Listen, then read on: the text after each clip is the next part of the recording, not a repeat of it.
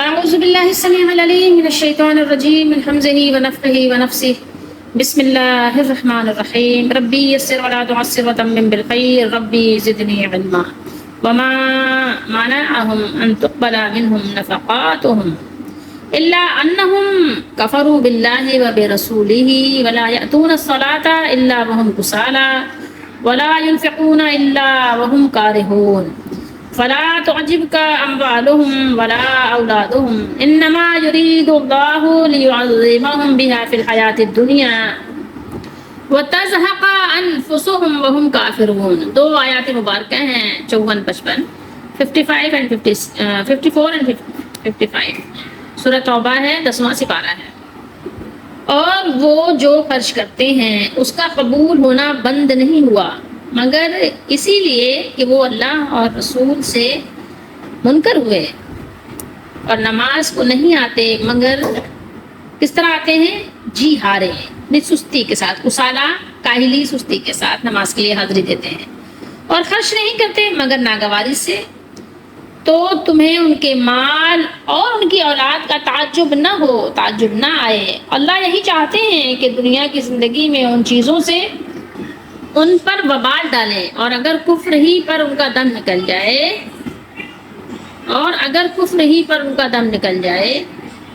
یہاں ترجمے میں کچھ فرق نظر آ رہا ہے، ابھی بعد میں بتاتے ہیں.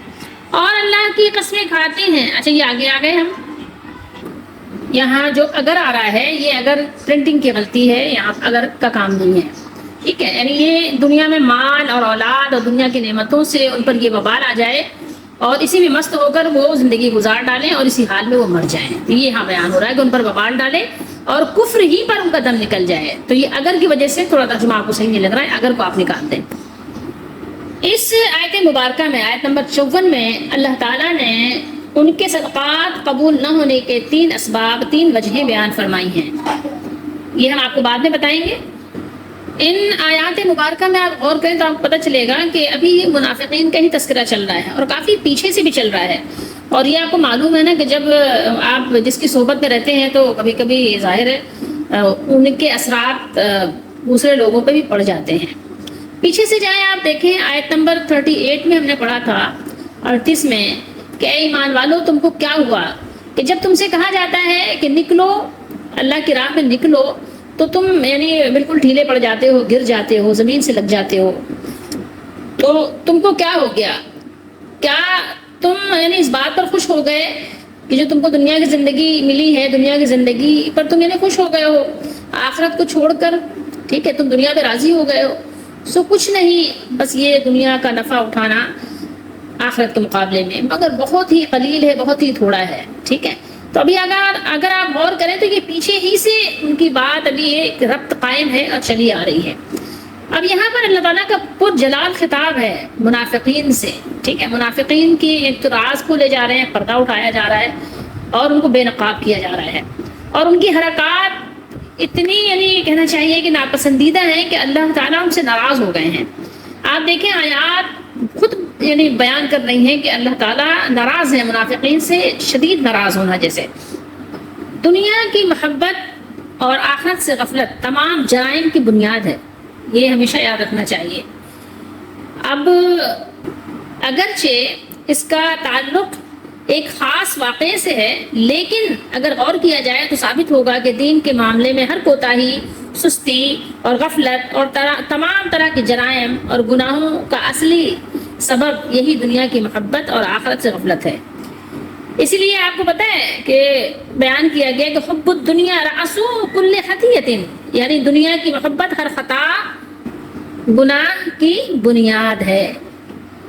تو دونوں چیزیں ایک جگہ جمع ہونا بھی بہت مشکل ہے کہ دنیا کی محبت بھی ہو اور آخرت کا خوف بھی ہو. یہ دونوں چیزیں ایک جگہ جمع بھی نہیں ہو سکتی، اس کا بھی خیال رکھنا چاہیے.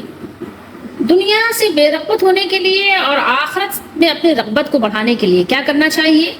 نبیوں کی زندگی پر غور کرنا چاہیے اور ان کی زندگی کے مطابق اپنی زندگی کو بنانے کی کوشش کرنی چاہیے. اب یہاں پر ایک چیز غور کریں، یہاں اللہ تعالیٰ نے فرمایا انما یرید اللہ لیعذبہم بہا فی الحیات الدنیا. اللہ یہی چاہتے ہیں کہ دنیا کی زندگی میں ان چیزوں سے ان کو عذاب دیں، ان پر وبال ڈالیں تو یہ اظہار ناراضگی ہے کہ اللہ تعالیٰ ناراض ہو گئے ان سے۔ پچھلی آیات میں آپ نے غور کیا ہوگا کہ منافقین کی بد اخلاقی اور بدعمالی کا ذکر تھا، اور یہ مذکورہ تمام آیات میں بھی یہی مضمون ہے۔ انما یرید اللہ لیعذبہم بہا، یہاں پر آپ غور کریں، یہ ارشاد فرمایا کہ منافقین کے مال اور اولاد ان کے لیے نعمت نہیں ہے، عذاب ہے۔ وجہ اس کی کیا ہے؟ وجہ اس کی یہ ہے کہ دنیا کی محبت میں اتنا زیادہ وہ جوجھ گئے ہیں، اتنا فریفتہ اور انہماک انسان کے لیے اس دنیا ہی میں بھی ایک عذاب کی شکل بن جاتا ہے نا؟ دنیا ہی میں ایک عذاب اور مصیبت بن جاتا ہے۔ کیسے؟ دیکھیے، غور کیجیے۔ اول یہ کہ مال دنیا کے حاصل کرنے کی تمناؤں اور پھر تدبیروں میں کیسی کیسی محنت، مشقت اور کوفت اور جسمانی اور روحانی تکلیف اٹھانی پڑتی ہے۔ نہ دن کا چین، نہ رات کی نیند، نہ اپنے تن بدن کی خبر، نہ اہل و عیال ہی میں دل بہلانے کی فرصت۔ پھر اگر وہ حاصل ہو گیا تو اس کی حفاظت اور اس کے بڑھانے کی فکر، دن رات کا عذاب ہے، ہر وقت کا عذاب ہے، سمجھ رہے ہیں؟ اور اگر ذرا سا نقصان ہو گیا یا کوئی بیماری پیش آ گئی تو غموں کا پہاڑ آ پڑا۔ اور اگر ساری چیزیں اتفاق سے طبیعت اور کوئی خواہش کے مطابق حاصل بھی ہو جائیں تو اس کے گھٹ جانے کا ایک خوف ہے، ایک اندیشہ، اور بڑھاتے چلے جانے کی ایک فکر کسی وقت چین نہیں لینے دیتی۔ پھر جب آخر کار یہ چیزیں موت کے وقت یا پہلے ہی اس کے ہاتھ سے جاتی ہیں، کبھی کبھی ایسا ہوتا ہے نا، آپ نے دیکھا ہوگا، بوڑھا ہو گیا انسان، اب ظاہر ہے ساری چابیاں کنجیاں کس کے پاس لے جاتی ہیں؟ انسان بوڑھا ہو گیا، ٹھیک ہے، بستر پہ لگ گیا تو ظاہر ہے اس کو ڈلیور کرنی پڑتی ہیں آگے، ٹھیک ہے، تو اس کے ہاتھ سے موت سے پہلے ہی چلی جاتی ہیں۔ موت کے بعد تو خیر چھوٹ جائیں گی، لیکن موت، کوئی بیماری لگ جائے کیسا ہوتا ہے پھر انسان، ٹھیک ہے۔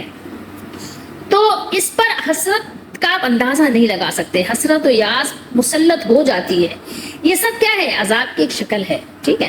غور کر لیں آپ، عذاب کی شکل کوئی بھی ہو سکتی ہے، آپ دوسرے بھی قسموں کو عذاب کہہ سکتے ہیں، لیکن یہ بھی ایک قسم ہے عذاب کی۔ اور پھر بہت سارے عذاب ہیں، ایک نہیں، عذاب ہی عذاب ہے، ٹھیک ہے، جس کو بے وقوف انسان، جس نے سامان راحت کا نام راحت رکھ لیا ہے۔ ایک ہوتا ہے راحت کا سامان اور ایک ہوتا ہے راحت، ٹھیک ہے، یہ دو الگ الگ چیزیں ہیں۔ سامان سے راحت حاصل نہیں ہوتی، راحت ایک اندر کی چیز ہے، سامان باہر کی بیرونی چیزیں ہیں۔ حقیقی راحت جو دل کی راحت ہے، جو دل کا سکون ہے، جو دل کا اطمینان ہے، یہ آپ غور کریں گے تو آپ کو پتہ چلے گا حقیقی راحت اور ہے جو انبیاء کو حاصل ہوتی ہے، جو انبیاء کے ساتھ رہنے والوں کو حاصل ہوتی ہے، حقیقی سکون، حقیقی اطمینان، راحت۔ جبھی تو حضرت ابوبکر صدیق رضی اللہ تعالیٰ عنہ نے اپنا سارا مال لا کر رکھ دیا تھا۔ کب رکھ دیا تھا؟ جب ضرورت پڑی تھی اسلام کو، سارا مال گھر سے لے آئے تھے۔ خود کون سا بٹن لگائے ہوئے تھے؟ کانٹوں کا، اپنے کرتے کو بند کرنے کے لیے کانٹوں کا بٹن لگائے ہوئے تھے، لیکن کتنے مطمئن تھے؟ سوچا آپ نے کبھی اس کے بارے میں؟ کتنی پرسکون ان کی زندگی تھی، مجھے اور آپ کو تو اس کی ہوا بھی نہیں لگی۔ تو اس لیے سامان راحت ہی کو راحت سمجھ کر اس پر مگن رہتا انسان جو ہے وہ کوئی سمجھدار انسان نہیں ہوتا، ٹھیک ہے، جو حقیقت میں اس کے لیے دنیا کے چین و آرام کا بھی دشمن ہے اور آخرت کے عذاب کا کیا ہے، ایک پیشگی کہنا چاہیے، مقدمہ ہے، ٹھیک ہے، اسٹارٹنگ ہے یا ابتدا ہے آپ کہہ لیں۔ فَلَا تُعْجِبْكَ أَمْوَالُهُمْ، یہاں کیا فرمایا اللہ تعالیٰ نے؟ فا تو یا سو، لا نہیں، اور تعجب آپ اردو میں بولتے ہیں نا، تعجب، عجب، ٹھیک ہے، تعجب کا غور کیجئے کیا بیان کیا اللہ نے اپنے نبی علیہ السلام کے ذریعے سے مجھے اور آپ کو آگاہ کیا ہے، امت کو آگاہ کیا گیا ہے کہ مجھے اور آپ کو مالداروں کے مال تعجب میں نہ ڈالیں، حیرت زدہ نہ کریں، آپ کو ان کے مال اور ان کی اولادیں حیرت میں نہ ڈالیں، کیونکہ اکثر کا حال یہ ہے نا عوام الناس کا، ہم جیسے لوگوں کا، کہ جب ہم دیکھتے ہیں مالداروں کے پاس مال اور دنیا میں راحت کا سامان اور بہت ساری نعمتیں، تو ہم تعجب میں پڑ جاتے ہیں اور ہم سمجھنے لگ جاتے ہیں کہ شاید یہ بہت اچھا بندہ ہے، بہت نیک بندہ ہے، اللہ تعالیٰ نے اس پر بڑی رحمت فرمائی ہے۔ لیکن اللہ تعالیٰ نے کیا فرمایا، اس پہ غور کرنے کی بات ہے۔ اللہ نے فرمایا کہ اللہ تعالیٰ نے ان کو انہیں عذاب دینے کا ارادہ کر لیا ہے۔ یہ ایسے لوگ ہیں کہ اللہ تعالیٰ ان کو نعمتوں کے ذریعے سے بھی عذاب دیتے ہیں، اور اللہ تعالیٰ چاہتے ہیں کہ جب یہ مریں تو حالت کفر ہی میں مریں، یعنی انہوں نے اللہ کو ناراض کر دیا ہے، انہوں نے اللہ سے لڑائی لڑ لی ہے، تاکہ انہیں جہنم میں شدید ترین عذاب ہو۔ آپ یہاں پر دعا کریں، ہم اللہ کی پناہ طلب کرتے ہیں، یعظم باللہ من ذالک، اللہ تعالیٰ ہم آپ کی پناہ چاہتے ہیں اس طرح کی تمام، اعوذ باللہ من الشیطان الرجیم۔ دنیا کی زندگی میں اگر یہ عیش و عشرت میں مصروف ہیں تو یہ مہلت اور استدراج کی قبیل سے ہے، جیسے نا آپ کہتے ہیں نا کہ ولیوں سے کرامت ہوتی ہے، تو یہ بھی ان کی ایک طرح سے یعنی سمجھ لیجیے یہ دھوکے والی یعنی استدراج والی کرامت ہے ان کی، کہ یعنی ہیں کچھ نہیں لیکن بظاہر ایسا لوگ ان کو دیکھ کے سمجھ رہے ہیں کہ بہت کچھ ہیں یہ، دیکھو جبھی تو اللہ نے ان کو اتنا نوازا ہے، لیکن یہ نوازا نہیں ہے۔ کبھی کبھی انسان کے لیے تکلیف کے دن بڑی راحت کے ہوتے ہیں، اس سے انسان توبہ کرتا ہے، اپنے مالک کو راضی کرتا ہے، اور کبھی کبھی نعمتوں کے دن وہ آپ کے لیے بہت ہی کہنا چاہیے کہ بس کیا کہیں کہ اللہ تعالیٰ کی ناراضگی کے دن ہوتے ہیں، تو غور کرنا چاہیے۔ اگر برے کام بھی کر رہے ہیں اور پھر بھی اچھے حالات ہیں، اچھے اوقات ہیں، تو توبہ کرنے کا وقت ہے۔ یہ کہیں ایسا تو نہیں کہ اللہ تعالیٰ نے ہمیں اس لیے نعمتیں دے دی تاکہ ہم اللہ کو اور ہی بھول جائیں، نہ توبہ کریں، نہ اس کو یاد کریں، نہ کبھی زاری کریں، نہ کبھی دعا مانگیں، نہ کبھی استغفار کریں، تو کہیں اور کریں۔ کہیں ایسا تو نہیں کہ اللہ تعالیٰ نے زیادہ زیادہ نعمتیں دے کے ہمیں بلاوا دے دیا کہ ہم بھول جائیں، اپنے مالک کی طرف رغبت ہی نہ کریں۔ تو یہاں یہی چیز بیان کی گئی ہے، اللہ تعالیٰ کے دین کی مستقل اور مکمل اور مختلف انداز سے مخالفت کے باوجود اگر آپ کے پاس دولت کی فراوانی ہے اور اولاد کی کثرت بھی ہے، جس کی وجہ سے گھروں میں بڑی چہل پہل رہتی ہے، ممکن ہے کہ کوئی سادہ لوگ ان کی ظاہری آن بان شان کو دیکھ لے اور دیکھ کر ان کے راہ راست پر ہونے کو تصور کرے کہ یہ راہ راست پر ہونے کی دلیل ہے، دیکھو نشانی ہے، ٹھیک ہے۔ تو اس لیے یہاں پر اللہ تعالیٰ نے واضح فرمایا، یہاں پر منافقین کا ذکر ہے، لیکن آج اگر آپ غور کریں گے تو ہم تو منافقین کے درمیان ہی رہتے ہیں۔ اللہ تعالیٰ ہم سب کو اپنے فضل سے بچائے۔ ہو سکتا ہے کہ ہمارے اندر ہی بہت ساری نفاق کی علامتیں ہوں، ہمیں توبہ کرنے کی ضرورت ہے، غور کرنے کی ضرورت ہے اپنے اندر۔ تو دیکھیے کہ یہ دنیاوی ٹھاٹ باٹ اللہ تعالیٰ نے یہاں واضح فرمایا ہے کہ دنیا کی یہ ٹھاٹ باٹ، دنیا کی یہ آن بان شان ان کی بربادی کا باعث ہے، ان کی بربادی بن جائے گی اگر وہ اپنے مالک کو راضی نہیں کریں گے، کیونکہ وہ اس کی محبت میں، دنیا کے مال کی، دنیا کی نعمتوں کی محبت میں اتنے فریفتہ ہیں، اور فریفتہ ہو کر اتنے مدہوش ہو گئے ہیں، اتنے مدہوش ہو رہے ہیں کہ یہ عمر بھر انہیں حق قبول کرنے کی فرصت ہی نہیں ملتی، اس سے ان کو اس بات کی طرف رغبت ہی نہیں ہوتی، نہ ان کو فرصت ملتی ہے نہ ملے گی، اور اسی کفر پر ان کا دم نکل جائے گا۔ کیا ان چیزوں سے بھی بڑھ کر کوئی بدنصیبی ہو سکتی ہے؟ آپ سوچیں، غور کریں، کیا ان سے بھی بڑھ کر کوئی بدنصیب ہو سکتا ہے؟ حق تو یہ ہے کہ ہر وہ نعمت جو یاد الہی سے غافل کر دے اور اس کے محبوب کی محبت کے ولولے کو سرد کر دے، ٹھنڈا کر دے، بہت بڑا عذاب ہے۔ اور ہر وقت تکلیف میں، تکلف میں، مشکلات میں، پریشانیوں میں، آفات میں گھرے رہنے کے باوجود کسی غافل کو اگر ہوشیار کر دے اور اپنے مالک کا وفادار بنا دے اور یاد الہی کی طرف راغب کر دے تو یہ بہت بڑی نعمت ہے، اس سے بڑی کوئی نعمت ہو بھی نہیں سکتی۔ جو انسان توبہ کرنے لگ جائے، اپنے مالک کے سامنے اپنے آنسوؤں سے وضو کرنے لگ جائے، رونے لگ جائے، اپنے مالک کو راضی کرنے لگ جائے، تو تکلیف کے باوجود، بڑی سی بیماری لگنے کے باوجود وہ بڑی راحت میں ہے، اس سے بڑی راحت بھی کوئی نہیں ہے۔ اللہ تعالیٰ ہم سب کو آزمائشوں سے بچائیں، لیکن یہ ان لوگوں کی بات ہے کہ جن کو تکلیف ہے پھر بھی وہ اپنے مالک کو راضی کرنے میں لگے ہیں۔ بہت سے لوگ جھوپڑی میں رہ کے، بہت سے لوگ ننگے پاؤں رہ کے، بہت سے لوگ بھوکے اور فاقے سے رہ کے، بہت سے لوگ تنہائی میں قید میں رہ کے، بہت سے لوگ وطن سے دور رہ کر اپنے مالک کو راضی رکھتے ہیں، یاد رکھتے ہیں، تو وہ بہت بڑی نعمت میں ہوتے ہیں۔ اسی طریقے سے بہت سے لوگ بیمار رہ کر اور بہت سے لوگ بہت ساری پریشانیوں میں گر کر بھی اپنے مالک کو نہیں بھولتے، تو پھر ان کے نصیبوں کے کیا کہنے ہیں؟ اور بہت سے لوگ محلوں میں بھی اپنے مالک کو نہیں بھولتے، تو ان کے بھی نصیبوں کو کچھ کہنے نہیں ہے، اور بہت سے لوگ جھوپڑیوں میں، تکلیفوں میں بھی رہ کے اپنے مالک کو یاد نہیں کرتے، تو پھر ان کی بدنصیبی کی تو کوئی انتہا بھی نہیں ہے، نہ دنیا نہ آخرت۔ ان کی مثال بھی بیان کی گئی ہے، ایسے ایسے لوگوں کو بہرحال مثالیں بھی دی گئی ہیں قرآن میں۔ تو بہرحال ہم آپ کو یہ بتانا چاہتے ہیں کہ دنیا کی زندگی کچھ نہیں ہے، دنیا کی نعمتیں کچھ نہیں ہیں۔ تو بہرحال جو جس حال میں ہے، اپنے حال میں اللہ تعالیٰ کی طرف رجوع کرے، توبہ کرے، تاکہ مالک ہمارا راضی ہو جائے، ناراض نہ ہو، اور جو جس حال میں ہے اپنے حال کو دیکھے کہ کہیں ایسا تو نہیں کہ ہمارا یہ حال ہمارے لیے عذاب ثابت ہو دنیا اور آخرت میں، اور کہیں ایسا تو نہیں کہ اللہ تعالیٰ نے یعنی ہم سے ناراضگی کر لی ہو، ہم نے اپنے مالک کو ناراض کر دیا ہو۔ تو بہرحال ہر حال میں ہمیں اپنے مالک کی وفاداری کرنی ہے، اس کی تابعداری کرنی ہے، اس کی فرما برداری کرنی ہے، اسے راضی کرنا ہے۔ اب یہاں دیکھتے ہیں کہ اللہ تعالیٰ نے جو تین وجہیں یہاں پر، تین اسباب بیان فرمائے ہیں کہ اللہ تعالیٰ ان سے قبول نہیں فرمائیں گے، صدقات کو قبول نہ کرنے کے اللہ تعالیٰ نے جو وجوہات بیان کی ہیں، ان میں سب سے پہلے یہ ہے کہ ان کے دل اللہ اس کے رسول پر ایمان سے خالی ہیں، ٹھیک ہے۔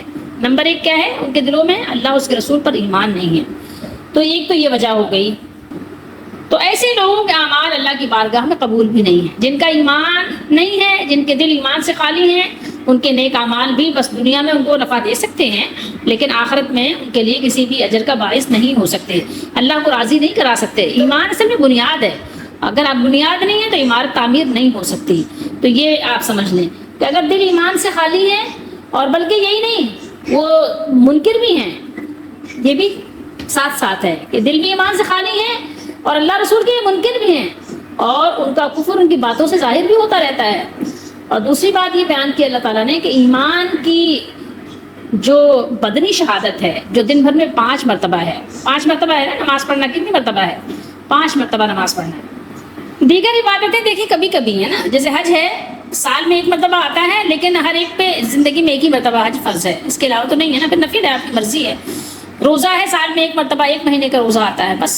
اسی طریقے سے زکوٰۃ ہے، سال میں 1 مرتبہ دینی ہے، وہ بھی صرف مالدار کو، بس غریب اور فقیر پہ زکوٰۃ نہیں ہے. لیکن نماز ایسی عبادت ہے کہ جو دن بھر میں ہر روز 5 مرتبہ ہے، اور غریب بھی ہے، امیر بھی ہے، مالدار ہو، کوئی بھی ہو، سفر میں ہو، گھر میں ہو، ہر جگہ اس کو نماز پڑھنی ہے، ہر حال میں، بوڑھا جوان سب کو، 1 to all نماز ہر ایک کے لیے ہے. تو اللہ تعالیٰ نے فرمایا کہ یہ وہ لوگ ہیں کہ جب نماز کی ادائیگی کا وقت آتا ہے تو اس وقت بالکل سست اور کاہل ہوتے ہیں، کاہل الوجود، جیسے کسی کے مار کے ڈر سے، جیسے کسی نے باندھا ہوا ہو تو مارے باندھے سستی سے صرف اپنے ایمان کے دکھاوے کے لیے یہ نماز پڑھتے ہیں. نہ ہی ان کی نماز میں کوئی خشوع خضوع ہوتا ہے، نہ کوئی خوشی، نہ کوئی نشاط، نہ کوئی کسی قسم کی فرحت، نہیں کوئی سکون کا باعث نہیں نماز ان کے لیے، بلکہ نماز ان کے لیے ایک بہت بڑا بوجھ ہے، جو یہ بوجھ سستی کے ساتھ، کاہلی کے ساتھ اتار کے پھینک دیتے ہیں. اور ان کا سستی سے آنا اس بات کی دلیل ہے کہ لوگوں کے سامنے ہوئے تو پڑھ لی، اکیلے ہوئے تو چھوڑ دی. آپ دیگر صورتوں میں سورہ نساء وغیرہ میں آپ اس کو دیکھ سکتے ہیں 142 پر. اور تیسری وجہ یہ اللہ نے بیان کی کہ مالی عبادت بھی خوش دلی سے نہیں بلکہ مجبوراً جرمانہ سمجھ کر ادا کرتے ہیں. تو یہی ہیں تینوں وجوہات جو اللہ تعالیٰ نے بیان فرمائی کہ ان کا خرچ کیا ہوا مال اللہ تعالیٰ کی جناب میں قبول نہیں کیا جائے گا، اور کیسے قبول ہو. لیکن بات یہ جو پکے مومن ہیں، تو پکے مومن تو اپنے مال کی پاکیزگی اور سکون قلب کے حصول کے لیے زکوٰۃ بھی دیتے ہیں اور صدقات بھی دیتے ہیں، یعنی فرض جو ان پر واجب ہے وہ بھی ادا کرتے ہیں، اور اس کے علاوہ جو نفل ہے وہ بھی وہ صدقہ کرتے ہیں. تو اللہ نے جیسا کہ فرمایا، ابھی ہم سورہ توبہ میں پڑھیں گے آگے، تو ان کے مالوں سے صدقہ لیجئے، اس کے ساتھ آپ ان کو پاک کیجئے اور انہیں صاف کیجئے اور ان کے لیے دعا کیجئے، بے شک آپ کی دعا ان کے لیے کیا ہے؟ سکون کا باعث ہے، ان کے دلوں کا چین ہے آپ کی دعا. تو اس میں ہمارے لیے بھی ایک سبق ہے کہ ہم بھی جب اللہ تعالیٰ کی راہ میں مال دیں تو خوشی خوشی دیا کریں، خوش ہو کر دیا کریں، راضی خوشی، اس کو جرمانہ نہ سمجھا کریں. اور یہاں پر جو اللہ تعالیٰ نے یہ بات بیان فرمائی یہ بھی قابل غور ہے کہ جب ہم کسی ایسے مالدار کو دیکھیں جو اللہ کا نافرمان ہے اور اس کے پاس خوب مال ہے، تو ان لوگوں کو مال و دولت اور اولاد اور دنیاوی چمک دمک سے ہمیں دھوکہ نہیں ہونا چاہیے کہ یار یہی لوگ صحیح ہیں، اور ان پر یعنی ہم اپنے آپ کو کمتر نہ سمجھیں. یہ اللہ تعالیٰ نے بیان کیا. تو اگر اللہ تعالیٰ ان سے ناراض ہوتا، ہم اس سے سوچتے ہیں نا کہ اگر اللہ تعالیٰ ناراض ہوتا تو اس قدر مالدار اور صاحب اولاد کیوں یہ لوگ ہوتے، ٹھیک ہے؟ تو نہیں، یہ بات نہیں ہے. اللہ تعالیٰ کی مختلف انداز سے آزمائش ہوتی ہے، تو ان کی یہ آزمائش اس طرح سے ہو رہی ہے کہ ان کو مال اور اولاد زیادہ دے کر اللہ تعالیٰ آزما رہے ہیں بس. اور اس کے علاوہ آپ یہ نہ سوچیں کہ ان چیزوں سے کہ یہ کوئی پیمانہ ہے اللہ کی رضا کا، ٹھیک ہے؟ یہ بہت سعادت مند لوگ ہیں، تو یہ آپ سعادت مندی خیال مت کیجیے ان کے لیے. اللہ تعالیٰ نے انہیں صرف اس لیے ڈھیل دے رکھی ہے کہ دن رات مال جمع کرنے اور اولاد کی حفاظت کی فکر میں لگے رہیں، نہ انہیں دن کا چین نصیب ہو نہ رات کا آرام. سکون قلب جو فقط اللہ کی یاد سے حاصل ہوتا ہے، اس سے یہ لوگ محروم ہیں، کیونکہ ان کے اللہ کی یاد ان کے پاس ہے ہی نہیں. جب اللہ کی یاد نہیں ہے تو سکون بھی نہیں ہے. اور پھر فرمایا وَتَزْهَقَ أَنفُسُهُمْ وَهُمْ كَافِرُونَ. آخر دم تک انہیں توبہ کرنے اور سچے دل سے ایمان لانے کی توفیق نصیب نہ ہو، بلکہ جب یہ مرے تو اپنے مال اور اولاد ہی کی طرف ان کا دھیان ہو، نہ آخرت کی فکر، نہ اللہ تعالیٰ سے کوئی غرض. اگرچہ مومن کو بھی اپنے مال اور اولاد کی فکر ہوتی ہے، مگر چونکہ اللہ تعالیٰ کی رضا اس کے نزدیک ہر چیز سے مقدم ہوتی ہے، اس لیے یہ چیزیں اس کے لیے نعمت ہی ہوتی ہیں، وبال جان نہیں ہوتی. ٹھیک ہے؟ لیکن اگر ہم نے بھی اسی کو مقصد اور مقصود بنا لیا کہ بس اولاد ہی سب کچھ ہے اور مال ہی سب کچھ ہے، نعوذ باللہ استغفر اللہ، اللہ تعالیٰ کی رضا کس میں ہے، ناراضگی کس میں ہے۔ اگر ہم بھی اس سے خالی ہو گئے تو ہمیں بھی سوچنا چاہیے کہ ہمارا حشر کن لوگوں کے ساتھ ہوگا۔ اللہ تعالیٰ سے پناہ مانگے، دعا مانگے کہ اللہ ہمیں بچائے ایسے لوگوں سے، نہ صرف یہ کہ ایسے لوگوں سے بلکہ ایسی صحبت سے بھی اللہ تعالیٰ ہمیں بچائے۔ تو ہمیں دعا بھی کرنی چاہیے اور غور بھی کرنا چاہیے کہ آج کے ماحول میں، حالات حاضرہ میں اگر غور کریں تو اسی طرح کے لوگ پائے جاتے ہیں جنہوں نے دنیا ہی کو اپنا مقصد اور مقصود بنا لیا ہے، دنیا ہی کے مال کو وہ اللہ کی رضا کا یعنی کہنا چاہیے باعث، ٹھیک ہے، سبب سمجھتے ہیں کہ دنیا کا مال ہے، صحت مند ہے، کہتے ہیں الحمدللہ، اللہ کا بڑا شکر ہے، اسی بات پر کہتے ہیں بس الحمدللہ، بہت خوبصورت انداز سے ادا کرتے ہیں کہ اللہ کا شکر ہے، اللہ کا فضل ہے۔ کیا فضل ہے اللہ کا؟ اللہ کا شکر ہے، بچے روزگار سے لگے ہوئے ہیں اور جو چاہتے ہیں اللہ نے نعمت دی ہے استعمال کر لیتے ہیں۔ اگر اللہ نے دیا ہے تو کر رہے ہیں، بھائی اللہ نے دیا ہے جبھی تو آپ کی آزمائش ہے نا، جبھی تو آزمائش نہیں دیا ہوتا تو آپ کیسے اے سی میں سوتے؟ اللہ نے دیا ہے جبھی تو آپ کی آزمائش ہے، اللہ نے دیا ہے، ہر موقع بس نئے نئے سوٹ بن رہے ہیں، اللہ نے دیا ہے تو جبھی تو آپ کی آزمائش، نہیں دیا ہوتا تو کیا کرتے؟ قرضہ مانگ کے نئے نئے سوٹ بناتے، ہر فنکشن پہ نئے کپڑے، ہر وقت چلے جا رہے ہیں بیوٹی پارلر، کیوں جا رہے ہیں بھائی؟ خوبصورت بننے کے لیے جا رہے ہیں، یہ آپ کی آزمائش ہے، یہ مال آپ کے لیے آزمائش ہے۔ کہیں ایسا نہ ہو کسی میں مصروف رہیں، ہر وقت بس تیاری ہو رہی ہے، تیاری شیاری، بس کہیں بازار پہنچے ہوئے ہیں، عیش و عشرت، کبھی گھومنے پہنچے ہوئے ہیں، بس کبھی کھانے پہنچے ہوئے ہیں، کبھی کما رہے ہیں، کبھی کھا رہے ہیں، کبھی گھوم رہے ہیں، بس یہی کر رہے ہیں، یہی مقصد رہے گا زندگی کا، اور کچھ بھی مقصد نہیں ہے۔ غور کریں، سوچیں کہ کیا یہ وبال جان بن کر نہیں رہے گا یہ مال آپ کا؟ اللہ سے غافل کر دیا آپ کو، حسین بننے کے لیے، حسینہ بننے کے لیے، خوبصورت بننے کے لیے، بس ہر وقت اسی فکر میں لگے ہوئے۔ اب تو سنا ہے کہ ایسے بھی میک اپ کے سامان آ گئے ہیں جو کئی دن آپ کو جو ہے میک اپ وہ اترے گا نہیں، اترنے نہیں دے گا، یعنی ایک طرح سے جس طرح جو پلاسٹک پیپر نہیں ہوتے اسے آپ چپکا لیں، جس طرح سے میں نے سنا ہے۔ تو آپ سوچئے کہ ان کا وضو کیسے ہوگا، ان کی نمازیں کیسی ہوں گی، طہارت کیسی ہوگی، کبھی سوچا آپ نے؟ اب آپ جا کے اتنی دیر تک بیوٹی پارلر میں بیٹھے ہوئے ہیں، نماز کا کیا آپ کے ٹائمنگ سے نماز کے، کیا قرآن مجید کی تلاوت کا، کیا دین کی باتوں کو سمجھنے کا؟ نہیں پڑھ سکتے تو کم از کم سن ہی لیں۔ آج کل تو ظاہر ہے آپ کے پاس موبائل کی وجہ سے سہولت ہے، آسانی ہے، آپ پڑھ ہی نہیں سکتے اگر تو سن ہی لیں، ٹھیک ہے، پڑھنا بہت اچھا ہے، پڑھیے، لیکن نہیں، کم از کم سن لیں وہ قرآن کی تفسیر جو صحیح العقیدہ لوگوں کی ہو، صحیح لوگوں کو، صحیح علماء کو سن ہی لیں کم از کم۔ لیکن کچھ بھی نہیں ہے، سارا وقت آپ کا اسی میں ضائع ہو رہا ہے کہ اللہ نے دیا ہے تو ٹھیک ہے، اللہ تعالیٰ مال جب دیتے ہیں تو وہ دیکھنا بھی جسم کو پسند کرتے ہیں۔ تو یہ آیات میں غور و فکر کی دعوت دے رہی ہیں ہر طرح سے، بازار میں بیٹھنے والوں کو بھی اور جو ہر وقت اپنا تیار شیار ہو رہے ہیں ان کے لیے بھی، پر ہر ایک کے لیے غور کیجیے، ٹھیک ہے، غور کرنے کا مقام ہے۔ یہ نہیں ہے کہ بس ایسا نہ ہو کہ بس آپ دنیا میں مست رہیں اور اسی حال میں مر جائیں، کبھی لوگ بیٹھے بیٹھے مر جاتے ہیں، تب غور کرنے کی باتیں یہ ساری۔ تو یہ چیزیں ہمارے لیے تعجب خیز نہیں ہونی چاہیے کہ بھائی فلاں کے پاس اتنا مال ہے تو فلاں بڑا نصیب والا ہے، بڑا خوش نصیب ہے کیونکہ اس کے پاس مال ہے، اس کے پاس صحت ہے، اس کے پاس اولاد ہے تو بس وہ بہت خوش نصیب ہے۔ نہیں، غور کریں جو ہمارے حالات حاضرہ ہیں نا، تو یہ آیات جو ہے ان پر ذرا بہت، اور منافقوں کو تو آپ کہیں نہیں، آج مال کی اتنی طلب ہو گئی لوگوں کو، جھوٹ بولنا، فریب، دھوکہ، کچھ بھی ان کی حیثیت نہیں رکھتی ان کے سامنے، ہر طرف منافق ہی منافق نظر آ رہے ہیں۔ تو غور کریں کہ وہ کون لوگ ہیں جن کا اللہ تعالیٰ قبول بھی نہیں کرے گا۔ اگر تھوڑا بہت آپ سال میں یا ویسے کسی کو آپ صدقہ خیرات دے دیتے ہیں دکھاوے کے لیے، ویسے ہی صحیح چلو کہ برکت کے لیے بچوں کی صدقہ نکال کے دے دیا، یہ قبول کچھ نہیں ہو رہا ہے، آپ یہ سمجھ لیجیے، ٹھیک ہے۔ تو جن کا اللہ تعالیٰ قبول کرتے ہیں وہ اپنے نیک بندوں ہی کا قبول کرتے ہیں، اور بس۔